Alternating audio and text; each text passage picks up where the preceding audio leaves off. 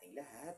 Ayan, so nung nakaraang video ko, pinakita ko yung tinatawag na manual na pagtutupi ng triangular bandage. This time naman, pakita natin yung ibang pamamaraan. So, anong gagawin natin?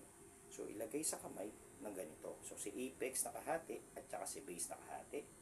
Yung dalawang tails or end, pagpantayin.